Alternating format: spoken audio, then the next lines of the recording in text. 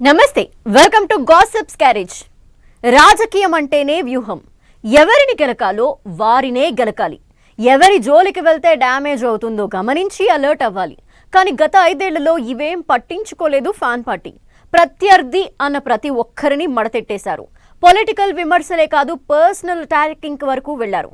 ప్రతి మాటకి లెక్కబెట్టి మరీ ఇచ్చి పడేశారు ఏపీ పబ్లిక్.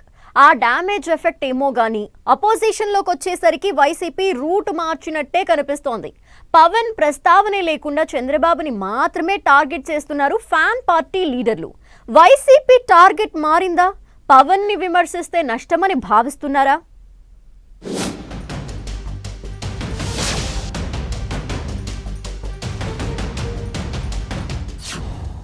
ఫ్యాన్ పార్టీకి సేనాని సెగ గట్టిగానే తాకిందా?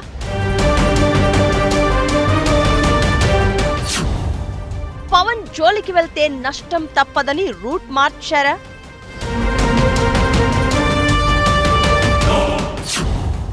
బాబు లోకేష్ ని మాత్రమే టార్గెట్ చేయడం వెనక రీజన్ ఏంటి?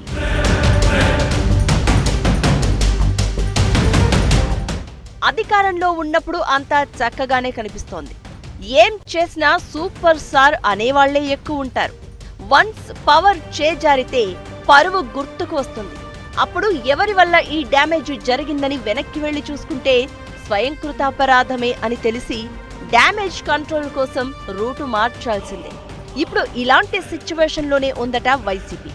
ఎన్నికల్లో అంత ఘోరంగా ఓడడానికి కారణాలు ఏంటి అని విశ్లేషించుకుంటున్న టైంలో ఆ ఒక్కడి జోలికి వెళ్లకుంటే బాగుండేదని నేతలు తమ మనోగతం బయటపెట్టారంట. పవన్ ను పర్సనల్ గా అటాక్ చేయడం వల్లే కాపులు తమకు దూరమయ్యారని భావిస్తున్నారట వైసీపీ నేతలు. సేనానిని విమర్శించడం వల్ల యూత్ ఓట్లు కూడా తమకు పోలరైజ్ కాలేదని అనుకుంటున్నారట.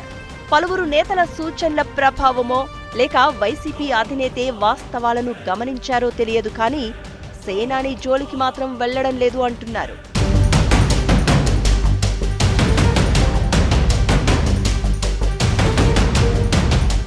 అసెంబ్లీ ఎన్నికలకు ముందు పవన్ లక్ష్యంగా మాటల తూటాలు పేల్చేవారు వైసీపీ నేతలు.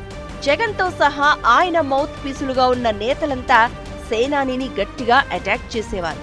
పవన్ 2 పెళ్లిళ్లు చేసుకున్నారని, చంద్రబాబుకు దత్తపుత్రుడు అని విమర్శించేవారు. అలా పవన్ ను ఒంటరిని చేయడం లేదా పవన్ రాజకీయ ఎత్తుగడలను చిత్తు చేస్తే చాలు తనదే అధికారమనే భావనలో ఉండేవారట వైసీపీ లీడర్లు.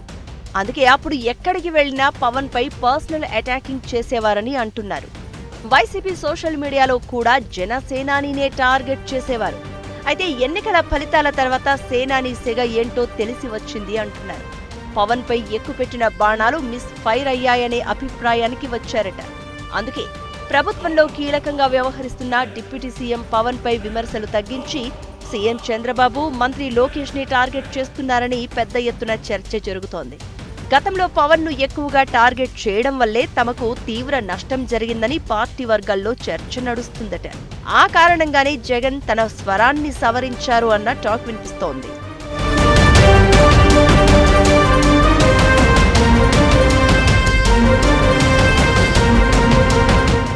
పవన్ చంద్రబాబును విడదీసి పాలిటిక్స్ ప్లే చేయాలి అనుకున్నారట. కానీ వైసీపీ ఎత్తులు తలకిందులు అవడమే కాకుండా పవన్ చంద్రబాబు మధ్య బంధం మరింత బలపడింది. పవన్ ఒంటరిగా పోటీ చేస్తే ఓట్లు చీలి తాను మళ్లీ అధికారంలోకి వస్తాను అని జగన్ అండ్ కో స్కెచ్ వేసుకునేవారట. అందుకే చంద్రబాబు కన్నా ఎక్కువగా పవన్ వెంట పడేవారట. కానీ జగన్ అంచనాలకు భిన్నంగా ఆ ఇద్దరూ ఒక్కటవడంతో అధికారం వైసీపీ చేతుల నుంచి జారిపోయింది అంటున్నారు. ఎన్నికల తర్వాత కార్యకర్తలు, పలువురు నేతలతో పలుమార్లు మాట్లాడిన జగన్ పవన్ విషయంలో విమర్శల డోసు ఎక్కువైందన్న విషయాన్ని గ్రహించారట. అందుకే ఇప్పుడు ఆయన జోలికి వెళ్లకుండా సీఎం చంద్రబాబు, మంత్రి లోకేష్ ను మాత్రమే టార్గెట్ చేస్తున్నారని అంటున్నారు.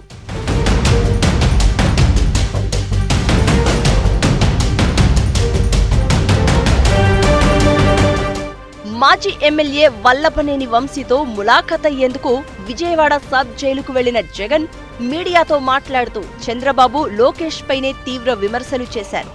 అరగంట సేపు మీడియాతో మాట్లాడిన జగన్ కూటమి ప్రభుత్వంలో అత్యంత కీలకంగా పనిచేస్తున్న డిప్యూటీ సీఎం పవన్ పై ఒక్క మాట కూడా ఆడలేదు. ప్రభుత్వం అరెస్టులు చేస్తుంటే పవన్ ఏం చేస్తున్నారన్న ప్రశ్న కూడా వెయ్యలేదు అన్న చర్చ జరుగుతోంది.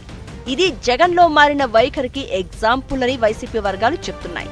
డిప్యూటీ సీఎం హోదాలో పవన్ మాట్లాడిన తర్వాతే వైసీపీ సోషల్ మీడియా అరెస్టులు జరిగాయని, పవన్ను రెచ్చగొడితే రాజకీయంగా జరిగే లాభం కన్నా నష్టమే ఎక్కువగా ఉంటోందని వైసీపీ నేతలు అభిప్రాయపడుతున్నారు. అందుకే తమ అధినేతకు చెప్పి పవన్ విషయంలో సాఫ్ట్గా మాట్లాడాలని, అవసరమైతే ఆయన ప్రస్తావన తేకపోవడమే బెటర్ అని సూచించినట్లు తెలుస్తోంది. తమ సూచనలతో జగన్ రూట్ మార్చారు అని పలువురు వైసీపీ లీడర్లు గుసగుసలు పెట్టుకుంటున్నారు.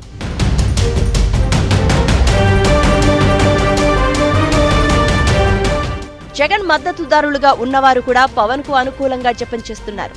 రేపో మాపో వైసీపీలో చేరబోతారు అంటున్న మాజీ ఎంపీ ఉండవల్లి అరుణ్ కుమార్ అయితే ఏపీకి ఆశాకిరణం పవన్ ఒక్కడే అని ఆకాశానికెత్తుతున్నారు. కేంద్రం నుంచి ఏపీకి ఏది సాధించాలన్నా పవన్ తోనే సాధ్యమవుతుందని చెప్పుకొచ్చారు.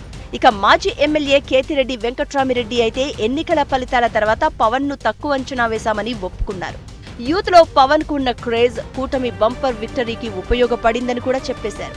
లాస్ట్ కి వైసీపీని వీడిన విజయసాయిరెడ్డి కూడా పవన్ పట్ల సాఫ్ట్ వాయిస్ వినిపించారు. ఇలా వైసీపీ అధినేత సన్నిహితులుగా ఉన్నవారంతా పవన్ ను పొగుడుతున్నారు. జగన్ మాత్రం పవన్ పేరెత్తకుండా జాగ్రత్త పడుతున్నారు. దీంతో సేనాని సెగ వైసీపీకి గట్టిగానే తాకిందన్న చర్చ జరుగుతోంది.